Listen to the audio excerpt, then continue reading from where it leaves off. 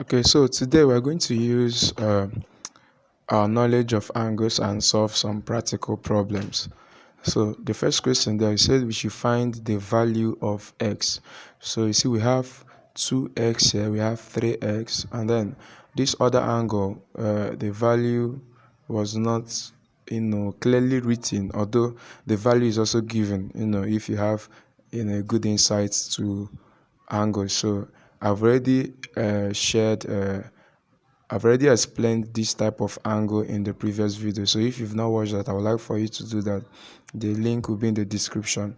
Because if you remember, we said that this type of angle that is specified using a box, uh, rather than our normal way of representing angles with arcs. So that any angle that's represented with a box, like that, is a right angle, meaning it's 90 degrees. So without being told, this angle is 90 degrees.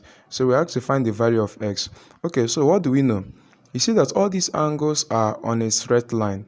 And then angles on a straight line, remember, they sum up to 180 degrees. So we're going to say that even though we don't know the value of x, but what we do know is that when we add 2x plus 3x plus 90 degrees, all these angles on this line, they must sum up to 180 degrees. The reason is that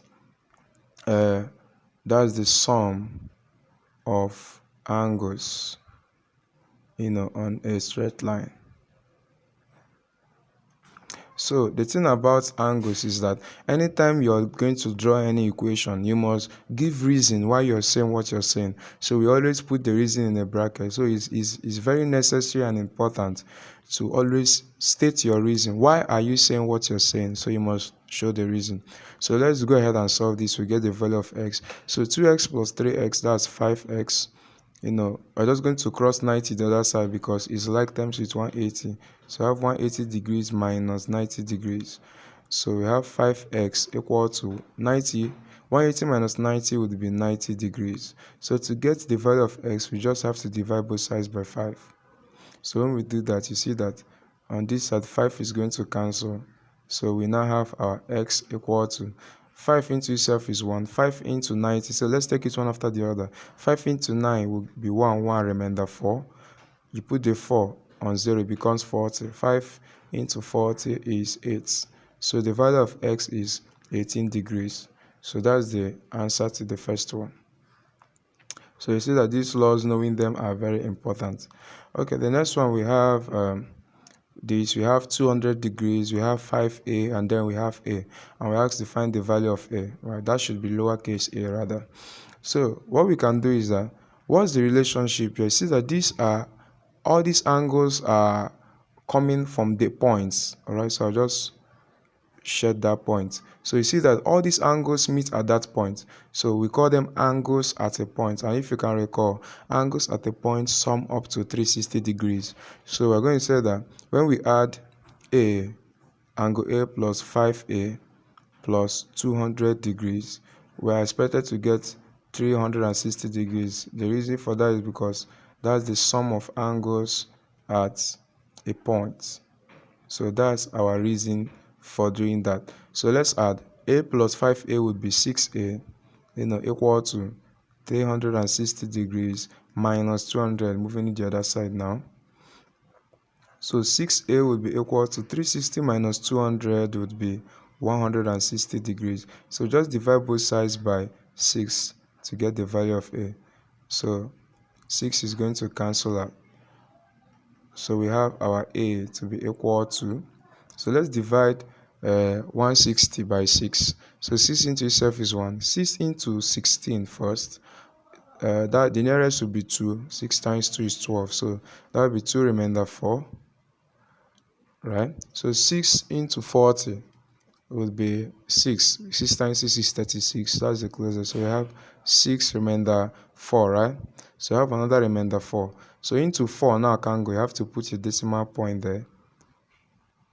You put your decimal point and then add 0 to the 4. So you see that 6 into 40 will still give us another 6 remainder 4. It gives us another 6 remainder 4. So it's repeated. So it's a repeated or recurring decimal. So we can just approximate our a to 1 dp. So we have 26.7 degrees. and that's the value of A. Alright, so you see that this understanding the relationship in these angles can help you to solve problems. So let's see other questions. So see this question, we are asked to find the value of x. Okay, so immediately you look at this, you discover that all these angles, if you add all the angles together, you see that it's also represented in the box. So all these angles must sum up to 90 degrees.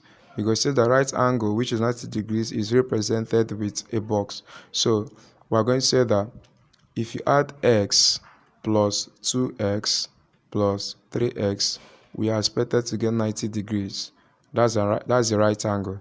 So let's simplify. X plus s is 3x. 3x plus 3x is 6x. So 6s is equal to 90 degrees. So we just divide both sides by 6, which is the coefficient of x, to eliminate it. So 6 is going to cancel 6. So we now have our answer as s equal to. So 6 into itself is 1. 6 into 9 is 1, remainder 3. If you add the 3 here, it becomes 30. 3 and that 0 becomes 30. 6 into 30 is 5. So the value of x is 15 degrees. Alright. And we can prove that because the first angle there is s, which is 15 degrees. So we have 15 degrees. The next one is 2x, which is 2 times 15 degrees, which is 30 degrees. And the next one is 3x, 3 times 15 degrees. 3 times 5 is 15, right? 5 carry 1, that's 45 degrees. If you add 15 plus 30, you get 45. And then 45 plus 45, you see you're also going to have 90 degrees. So it proves that we're correct. So let's look at another one. So we have to find the value of A, B, and C. So you see that in this case we have 2 parallel lines there. Are you seeing that? Remember, parallel lines are always represented with an arrow. So you see that they are traveling in the same direction. See, this arrow is in this way, this arrow is in this way. So it means that the 2 lines are parallel to each other. And then that other line that is cutting the parallel lines is called the transversal. I've made a video on that, so also make sure you watch those videos because everything is going to make more sense if you've watched that or if you know it already. So let's go ahead and solve. So how can we find the value of A, B, and C? Well, if you know the relationship, this becomes relatively easy. The first thing we can do, we can already find A without solving. You see that A is vertically opposite 50 degrees. Are you seeing that now? They are facing each other. So we can go ahead and write. I'm going to say that A is equal to 50 degrees. Remember, you always give your reason. The reason is because of vertically opposite. So they're vertically opposite to each other. So I can just say vertically opposite angles. So that's the value of A. We found A already. Now, can we find another thing without solving? Of course, yes. You discover that C is corresponding to A. Are you seeing that? Because A is on the first transversal, which is this one. See that A is on the top left, right? On the top left. C is also on the top left on the other one. So corresponding angles are always equal. Angles in the same position. So we can say that C is equal to A, which is equal to 50 degrees. The reason is corresponding angles are equal. Corresponding angles. Okay, so now can we find B without calculating? I think we just need to calculate to get B. Now, how can we find B? Now, one thing you must take note of is that in this type of question, there are many ways of solving. So another person can come and solve this same question, with using other theorems or relationship. But the main thing is that the answer must be the same. So we must get A as 50 degrees, C as 50 degrees. All right. So that for B now, there are many ways. Remember that B and 50 degrees are interior angles, so they must sum up to 180 degrees, right?